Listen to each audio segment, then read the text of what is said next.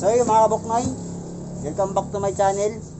Meron na gagawin mga kabuknoy na Raider 150. Ang problema ng Raider 150 niya, gusto niya ipa-pull out tong dalawang stud niya. Kung mapapansin yung mga kabuknoy, napakaganda pa yung bolt niya. Para wala siyang tama, ayan o, napansin yung buo pa siya. Pero gusto ni kuya ipa-pull out yung dalawa nito kasi sa likod na to ng plate niya sa may tambutso niya, may tinatago sa likod na sikreto. Kaya gusto niya ipatanggal to. Yun ang alamin natin mga kabuknoy, tanggalin mo natin to. Shoutout muna pala tayo kay Machine Moto, saka kay Ilonggong Pobre. Shoutout sa inyo, saka sa may-ari na ng Raider 150 na to. Sir, shoutout muna sir. Ay, ayan. Arpapa dyan, dito na kayo magpapagawa. Shoutout sa taga Arpapa.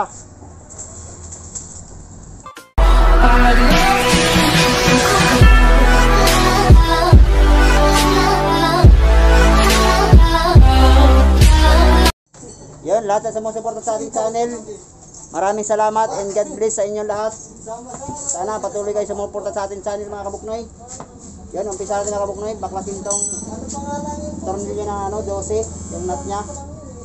Yun ang alamin natin sa likod na to, kung anong ginawa rito sa dalawang stud.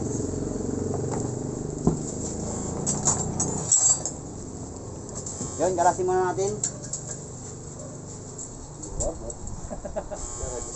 Yun, kung mapapansin yung kabuknoy, ay napakaganda yung maganda pa yung bolt nya. Pero natanong ko sa may-ari, mayroong ginawa rito na pinagbabawal ng technique.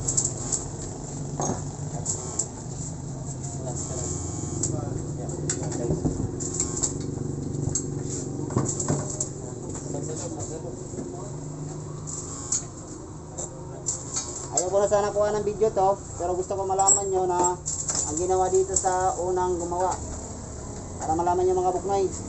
Kasi ito mga kabuknoy, pag nawildingan nyo na, lalong titigas yung bolt nya, lalong mahirap tanggalin once na mawildingan to.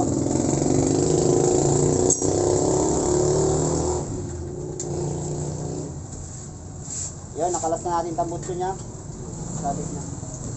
Kaya mga kabuknoy, wala pa si mga kabuknoy, akala mo okay pa yung bolt nya, pero ginamitan ng pinagbabawal ng technique to. Dinugtungan lang siya ng bolt para makabit lang yung kanyang elbow, para makatakbo lang din siya. Tama naman ang ginawa nila, dugtungan lang muna habang siguro pag pagsamantala lang muna yon. Kaya yun, dinayo tayo ni sir galing Arpapa. Buti hindi pa tayo nakakaalis, kasi kung nakaalis na tayo, sigurado si sir nasayang lang yung punta niya sa atin. Hindi natin magagawa si sir kung nakalis na ako. Ayan, binildingan nila yung stud na naputol, dinugtungan lang nila nito. Tanggalin mo natin to mga kabuknoy. Ang gagawin natin, putulin na natin to. Ayan, naputol na nga.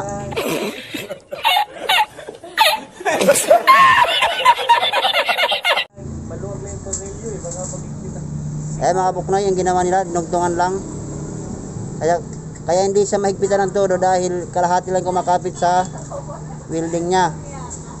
Siguro di ko na ipapakita yung actual na pagtanggal nito kasi marami na akong video sa aking channel. Yun, nakita ko lang sa inyo kung ginawa dati. Tanggalin mo natin to.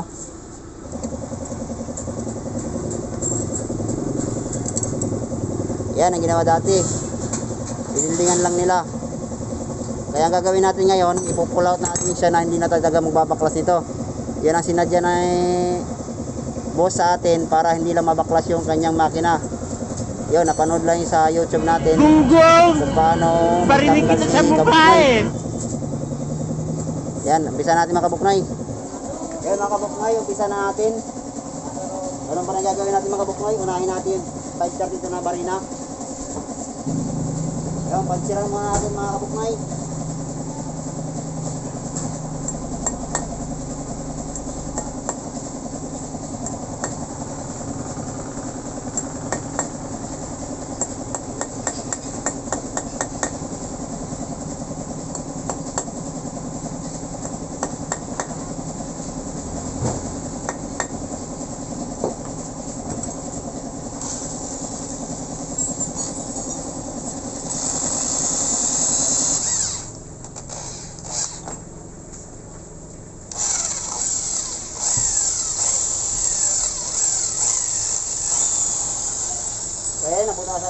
kabila.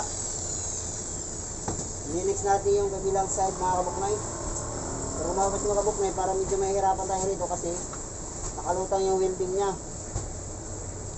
Kaya mga kabuknay, medyo nakalutang yung welding niya, kaya ang gagawin natin ito, sisilsilin muna natin to hanggang makuha natin yung dating bolt niya. Yan, sisilin muna natin yan.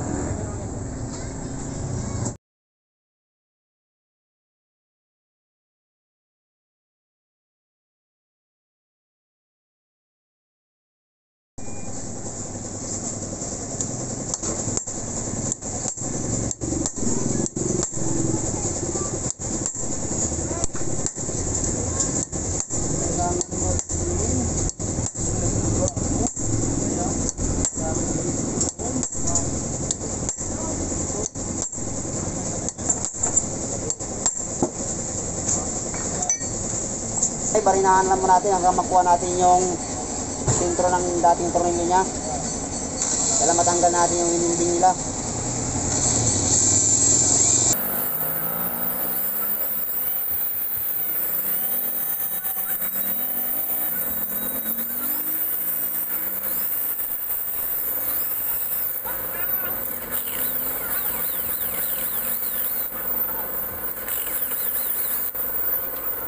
Kaya magpalit muna tayo ng talim na barina.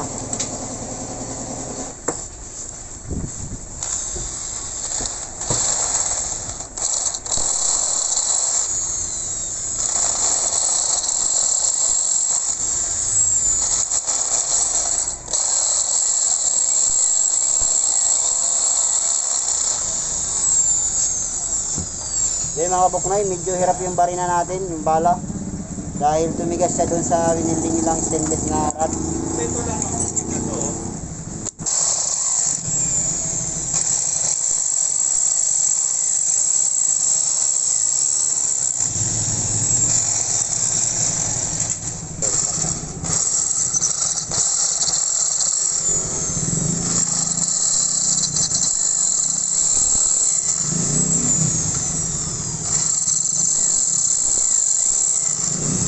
Yung mga kabuknoy, ito talagang problema pag nawiwildingan na siya ng stainless, lalo sa tumitigas. 16 na barina hanggang makuha natin yung sentro.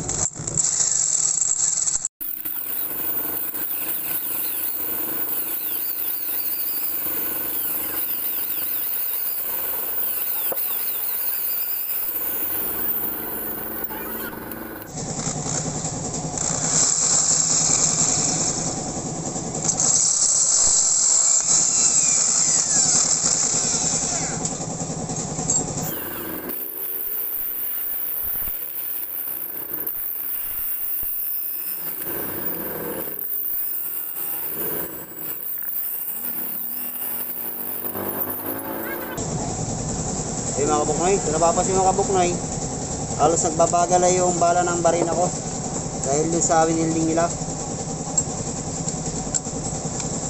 Pero hindi natin titigilan yan mga kabuknoy hanggat di matanggal.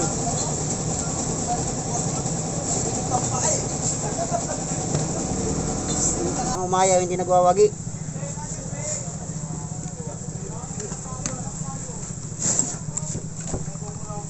Kaya hindi tayo aayaw.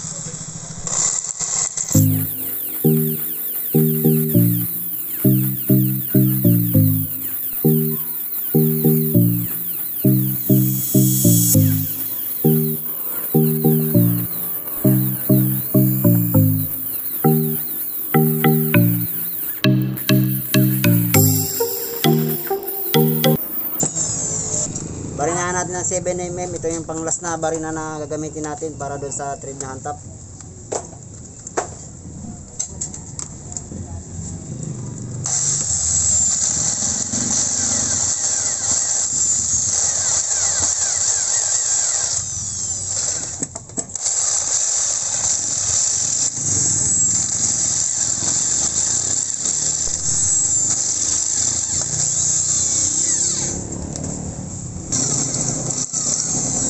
Yan mga kabuknoy, nabutasan natin 7mm. Ininix natin yung kabilang side. Butasan rin natin ng 7mm. Ikot muna. Yan, nabutasan natin para 7mm. Ininix naman natin yung kanyang hand tap na 8mm. Ito yung thread. Ayan, lagyan natin ang thread. Sige, tanggalin mo yan.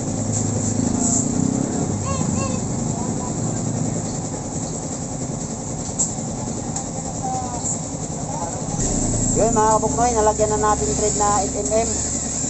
Saka natin lalagyan ng tornilyo na stud bolt, yung ice stencil na. Yan yung lalagyan natin. Hangin na naman natin. Ano naman yung bayan seal.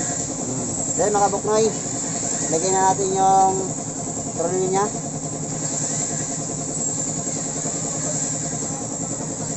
Pag-i-stock ka ba?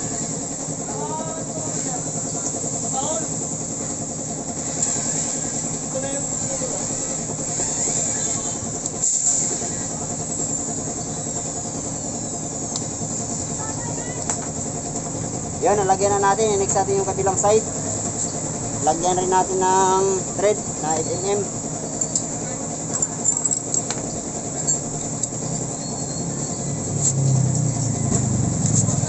Shoutout muna kay Kabuknoy na antok na.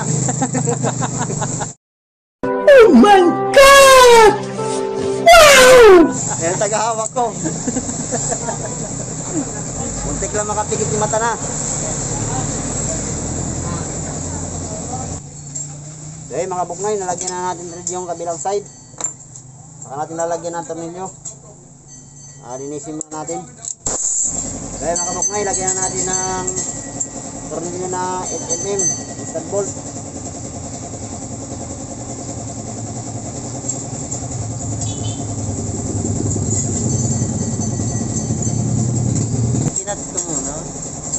Nalagyan na natin ng stud bolt na dalawa. Saka natin kakapit yung tambutso na. Try natin kung may singaw pa. Yan, sana hindi napagod, hindi nasayang yung punta ni boss natin dito. Para magpatanggal sa kanyang stud bolt na dalawa.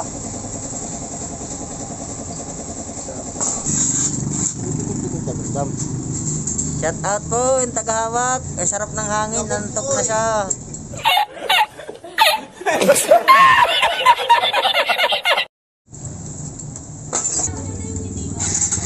Yun, i-start na natin.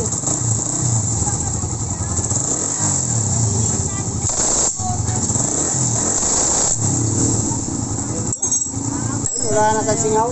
Bago na singaw. Wala natin ang maayos yung